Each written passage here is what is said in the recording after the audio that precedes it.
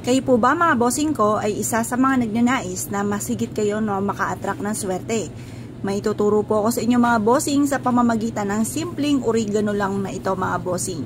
Pinitas ko po ito sa aming hacienda mga bossing. Siyempre positive lang mga bossing. Ngayon po mga bossing, ito po yung isa sa mga pinakamaganda na dapat meron po tayo.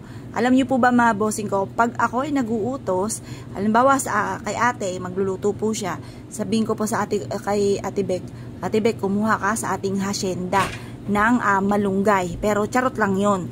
Ibig sabihin lang po nun, kukuha lang yan dyan sa may gilid-gilid po namin or kaya ay manghihingi sa mga tabi-tabi. Yan, salitain lang po yan mga bossing. Pero syempre, magaganda ang dapat nating sabihin para ito ay maganap. Kaya kailangan magaganda mga bossing. Ito ay kinuha ko sa aming hacienda mga bossing. Ngayon pa mga bossing, mainam na gamitin natin ang oregano. Ang oregano ay isa sa mga subok na for healing. Bukod sa for healing, may kakayahan din ito na mag-attract ng swerte lalo na sa pera. Kaya ang gagawin nyo lamang po ay ganito mga bossing ko sa oregano. Harap kayo sa may silangan mga bossing at pagkatapos mag-wish po kayo ng mula sa inyo pong puso. I-wish nyo po na sa pamamagitan ng sipag at syaga, double time sa pagkayod at pananalig sa mahal na Panginoon, kailanman ay hindi na ako mamalasin tungkol lalo-lalo na sa usapin ng pera. Makakamit ko lahat ang mga pangarap ko at smooth kong makakamtan nga po yung mga pangarap. Lagi yung isisingit yung smooth na makamtan. Kasi may mga pagkakataon mga bossing ko na parang humihigit ka ng asa lungga para lang ikaw ay swertihin. Kaya lagi nyo po sasabihin ay smooth nyong makamtan ang mga kahilingan. Ngayon po mga bossing, pagtapos na po kayo mag-wish, eto po itali po ninyo at isabit nyo po ito sa inyo pong main door. Pero bago ko makalimutan, mas mainam na paliwanagan nyo muna ito or pasinagan sa sinag ng araw hanggang alas 8 ng umaga.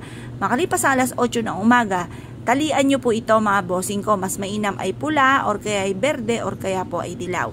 Tapos isabit nyo po ito mga bossing ko sa inyo pong main door or sa may bintana po ninyo.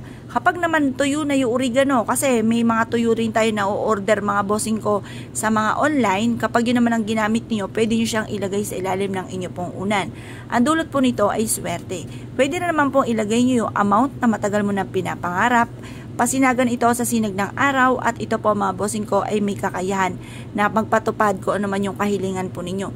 Tapos tupiin nyo po ito at isiksik sa inyo pong pitaka. Ang dulot po nito ay napakaswerte. Ngayon po mga bossing, kung kayo pinaniniwala at tayo po itong gawin, i-mindset nyo na kayo magiging matagumpay at lahat ang mga pangarap po ninyo ay matutupad.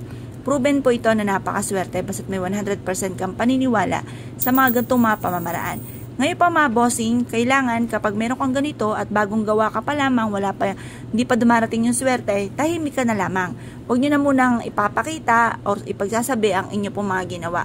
Pero pwede nyo i-share yung ati pong video mga bossing, pwede nyo siyang i-share. Tapos, understood na yan kung sino man ang makakapanood na hindi pwedeng ipagsabi. Ngayon po mga bossing, kung kayo pinaniwala at nasyo po itong gawin, asya mga bossing, good luck po sa inyo po lahat.